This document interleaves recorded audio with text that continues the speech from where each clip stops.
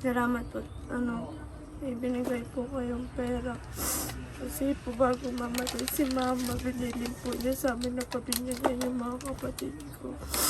Ay magagamit na po kami.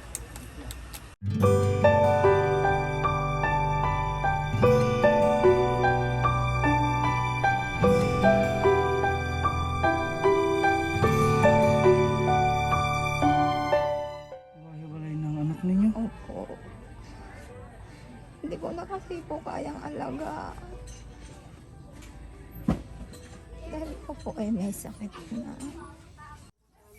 Dahil ako nga po hindi na makapag-anak po, yung mga anak ko na lang po. Mga anak mo na lang. Mga anak ko na lang po. Sila po ay napipilitan ako maghanap buhay. Maraming salamat po sa inyo. Madami. Mas puso po ako nagpapasalamat po.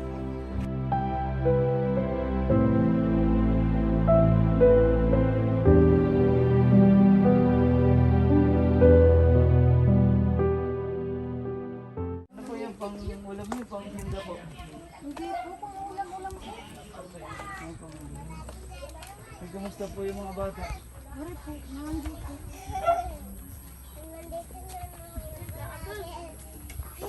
Ano, Moy Moy? Moy? Dito na naman yung barada.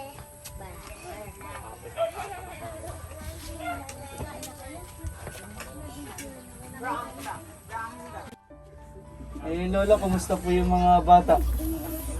Hindi ba umiiyak si Moy Moy? Ba't lagi ka daw nagsusuka, Francis? Pagdasal na lang natin si mama mo, ha? Masaya, masaya na yun sa langit. At ikaw ay may magpaaral na sa iyo, ano?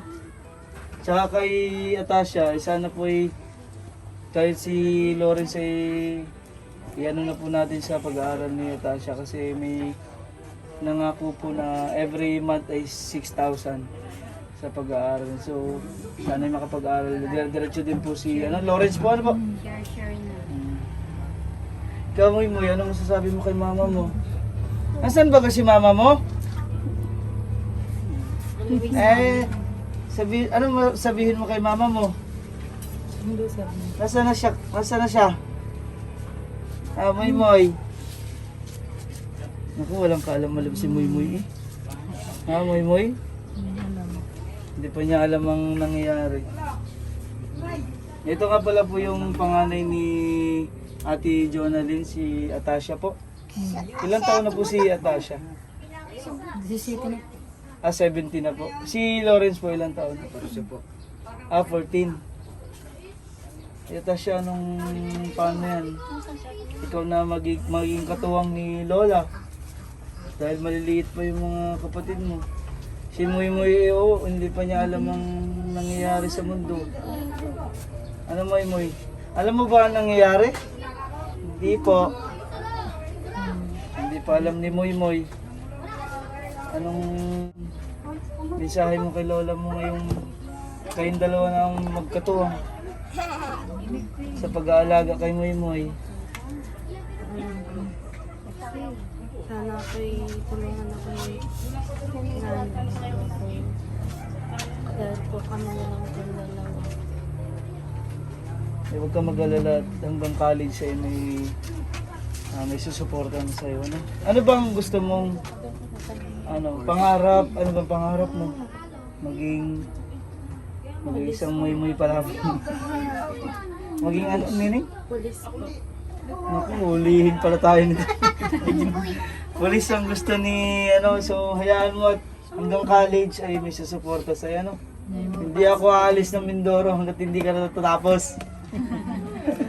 Ikaw, Lawrence, ano bang pangarap mo? Seaman po. Paano ngayon? Anong nakatingin na sa atin si mama mo sa langit? Sigurado ako masaya naman siya dahil alam naman niya na secured na yung kinabukasan mo. Ikaw'y makatapos, pag-aralin mo si Moy Moy, si Aramia, si Janela po? Janila at si Bon. Si Francis po ay may magpapaaral din po hanggang college po, suportado po. Anong sasabihin mo kay mama mo? Nakatingin siya sa atin ngayon. Ikaw na yung magiging katawang ni Lola. Si Mama. Gusto ko lang po sabihin na wala po siya mag-alala sa amin. Kami na pong bahala ni nanay sa mga kapatid ko.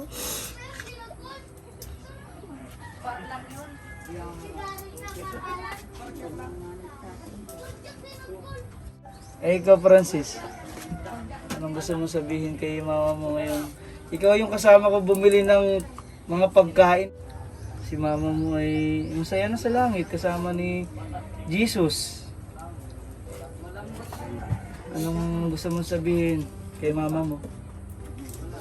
Kailangan ko at pagpahinga ko siya mabuti, hindi ako siya nahihirapan. Lahat po sa inat na kayo po kayang tutulungan at Eh, si Lawrence po ba? 14 na po, ano? Anong grade po ba? 14? 14? Grade 9 po ako. Ah, grade 9 ka na. Ay, ikaw, anong gusto mong sabihin kay mama mo? Hindi na kayo magkasama. Hindi na ako magpapasaway kay ate. Saka po kay nanay. Eh, meron pong mga nagpaabot ng pagmamahal sa inyo po, ano? Marami pong salamat sa mga OFW po na handang sumuporta sa pamilya po ni Ate Jonalyn. Maraming salamat po sa inyo. And unahin ko na po yung para po kay Atasha na cellphone para po sa pang-module niya.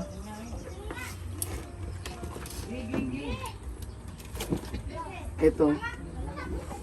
Ito po yung cellphone para kay Atasha. Yan. Buksan mo na at baka mainggit si Moy Moy. Nakaw. Ayan. Meron na ring nilibre po ang Teleclinic. Marami pong salamat. Branch 2 sa may Tonga po. Marami pong salamat sa inyo kasi sinama nyo po yung mga freebies. Meron ka ng bagong headset para sa module mo. At kung walang kuryente, meron kang power bank. Binigay ng Teleclick. Kasi at pandagdag memory card para sa pang-save sa mga project mo, sa mga kailangan mo sa school. Yan, memory card to. At saka yung SIM card. Nandito rin yung resibo para if ever man may paayos po kasi kasama po yan sa warranty. Nandito po yung resibo. Nakaw, nainggit na nga po. Sabi ko na nga ba eh. Wala si Moy Moy. Ay pa, isang ka ba galing? Moy Moy. Yan. Buksan mo nga at ipakita natin kay Moy Moy. Nako.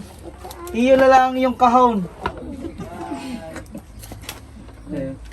Walang kaalam-alam si Moy Moy. Ang nangyayari sa mundo. Ah, ang ganda. Yan ang cellphone. Yan muna sa iyo. Walang screen. Cellphone yan. Ay. Marami pong salamat sa mga OFW na nagpaabot po ng pagmamahal. Lalo-lalo na po sa mga lagi po nakasuporta, mga subscribers po natin. Marami pong salamat. Kay Miss Miss Jean. So, mayroon po siyang pinaabot na 4,189. And kay Miss Delma, 1,000 po.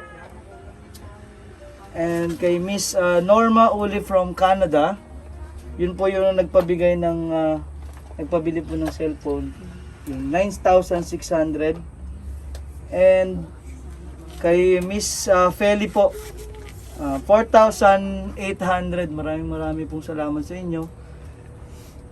Kay Miss Marieta po, thank you din po sa inyo. Nagbigay po siya ng 6,510. Kay Tita Lita po from USA, nagbigay po siya. Kagabi lang po, pinahabol niya po sa atin para may tulong po sa pamilya ni Ate Jonalyn. 7,214 pesos, 0.52.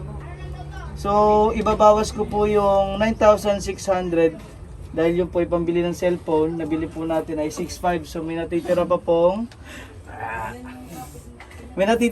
3,100. Yun po yung lagi kong ilo-load sa kanya every week para po dire-diretso po may load siya. Ano po? Yung natitirang 3,000. Bali, ang ibibigay ko po sa inyong cash ngayon, lahat-lahat, ay 23,713. So, ginawa ko na pong 23,720 para po walang putal. Iaabot ko na po sa inyo yung pagmamahal lahat ng OFW po. Maraming salamat po sa pagsuporta po sa pamilya. Lalong-lalo na po ngayon. Si Moy natahimik. Moy, ikaw ang magtago nito ha. Bili mo ito ng laruan. Para ikaw ay bumili ka ng ganyang cellphone. Ay, kahit 3. Kahit 3. Ito na po, iabot ko na po kay Lola. 1,000, 2,000, 3,000, 4,000, 5,000, 6,000. Tama po ba yung bilang ko? 7,000 ay bilo ko.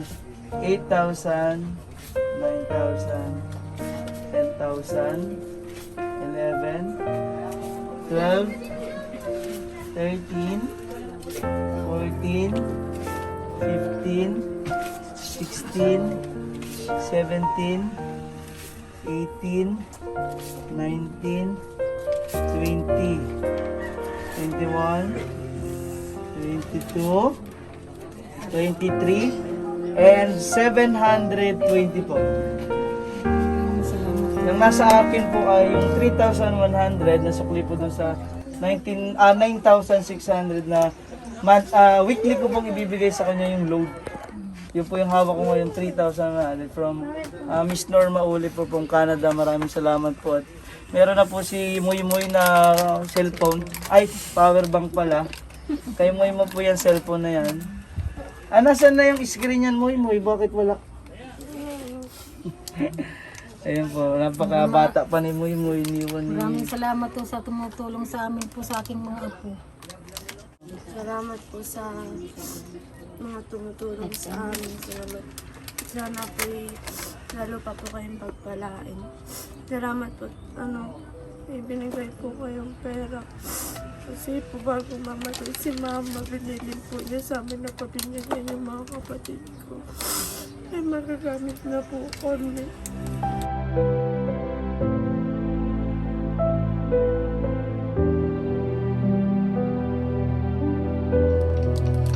Hindi pa pala nabibinyagan sila. Kaming dalawa pa lang po ang binyag sa amin. Bali yung mga bata, hindi pa po nabibinyagan. Ano po?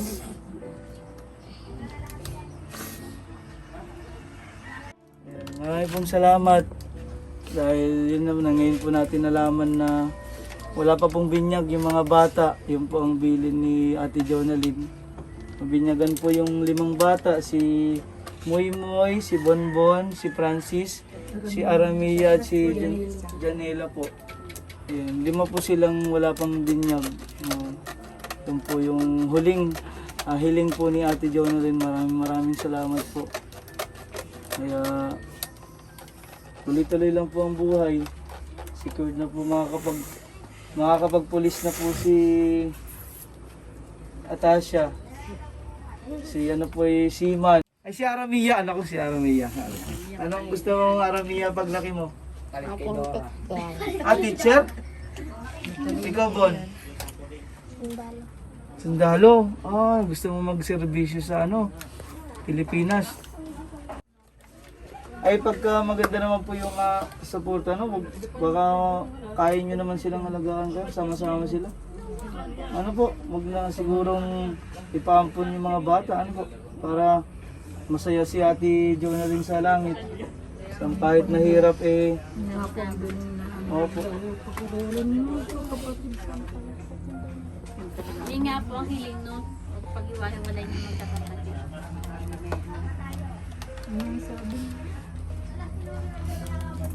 Ang sabi po ni Ate Jonalyn ay huwag nang pag-iwahiwalay yung mga anak ko. Sabi po niya, kung pag-uriwalan niya, lagi daw kami gagabayan niya.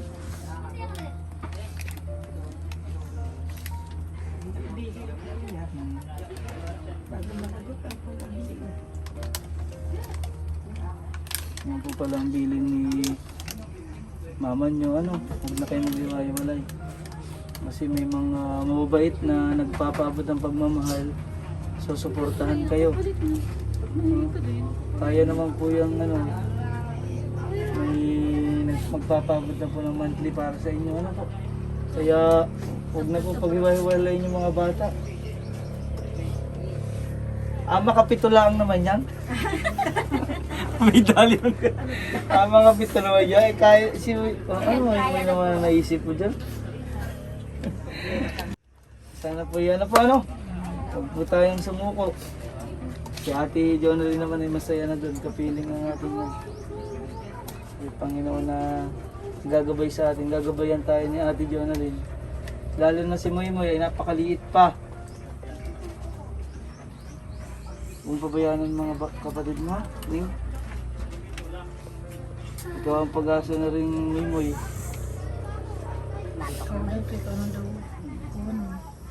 Hindi na yan aalis dito. Dito ka ha. Pag ikaw nawala dito na naman, hahanapin kita kung nasaan ka. Ibabalik ko dito. Hindi gusto mo lagi doon na kayo nananaba. Siya. Dito ka lang ha? Ha? Dito ka lang Utoy. Huwag mo iwanan yung mga kuya mo ha. Si ate mo. Si Moy pa ang lagi magpapatawa sa inyo. Hmm? Marami pong salamat sa mga nagpabot po ng pagmamahal po. Ulit-ulit po ako. Dahil thankful po ako. Dahil talagang kita po natin yung sitwasyon ng pamilya ni Ate Jonalyn. Maraming salamat po sa mga OFW, sa mga subscribers natin. Yan, sama-sama po tayong tulungan sila.